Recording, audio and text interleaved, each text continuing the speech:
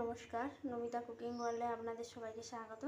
আজ আমি আপনাদের কাছে শেয়ার করতে চলেছি চিড়ের পোলাও। এই দেখুন, এখানে বাটিতে চিড়ে নিয়েছি।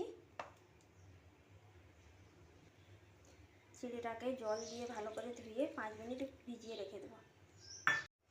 দেখুন, চিড়েটা আমার ভালো করে ধোয়া হয়ে গেছে। এবার জল দিয়ে 5 মিনিট ভিজিয়ে রেখে দেবো। এদিকে চিড়াটা ভিজতে ভিজতে আমি ওইদিকে এই যে সবজিটা কেটে নিয়েছি, বাড়িতে থাকা যা সবজি ছিল কেটে নিয়েছি, ভেজে নেবো সবজিটাকে। কড়াই বসিয়ে দিয়েছি, কড়াইটা গরম হয়ে গেছে। এরপরে সাদা তেল দিয়ে দেবো।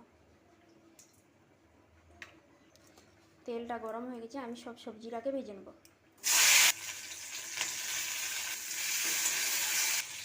সবজিটা ভাজার সময় দিয়ে দেবো লবণ আর হলুদ গুঁড়ো।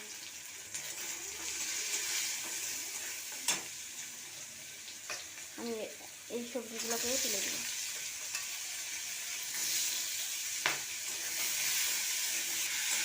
সবজিটা ভাজা হতে হতে আমি এইদিকে মশলাটা রেডি করে নেবো। দেখুন, এখানে উপমার জন্য আমার মশলা রেডি হয়ে গেছে। এদিকে দেখুন সবজিটাও ভাজা হয়ে গেছে, উঠিয়ে নেবো এবার সবজিটা।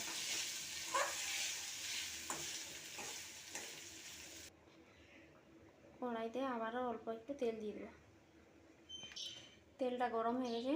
এরপরে ফোড়নে দিয়ে দেবো কালো সর্ষে, কেরিয়া পাতা, কাঁচা লঙ্কা,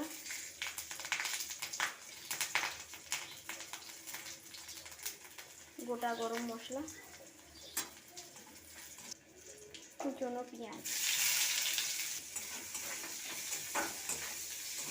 আর দিয়ে দিচ্ছি রসুন কুচি।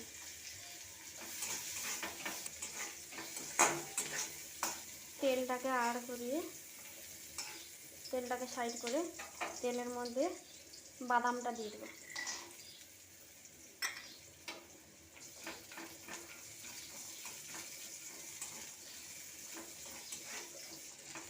বাদামটা ভাজা হয়ে গেছে। এরপরে দিয়ে দেবো কিশমিশ, কাজু,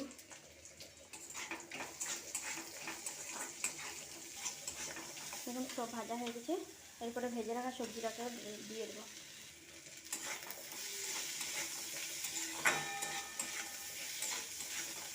সবজিটাকে ভালো করে মেশানো হয়ে গেছে। আর এইদিকে দেখুন চিড়াটাও ফুলে কতটা হয়ে গেছে, জল নেই, পুরো জলটাই টেনে নিয়েছে। এরপরে চিড়াটাকে দিয়ে দেবো। এরপরে উপর থেকে একটু হলুদ গুঁড়ো, পরিমাণ মতো লবণ আর স্বাদ মতো চিনি দিয়ে দেবো। এবার ভালো করে মিশিয়ে নেব।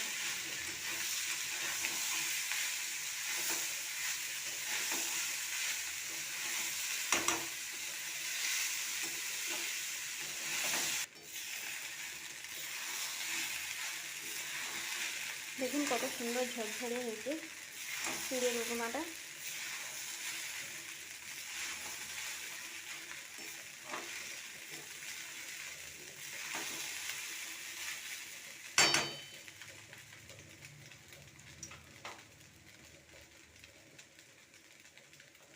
চিড়ের উপমা হয়ে গেছে, আমি নামিয়ে নেবো এবার। এই দেখুন আমার চিড়ের উপমা হয়ে গেছে। তো আমার যদি এই চিড়ের উপমা রেসিপিটি ভালো লেগে থাকে অবশ্যই লাইক, কমেন্ট, সাবস্ক্রাইব করতে ভুলবেন না কিন্তু।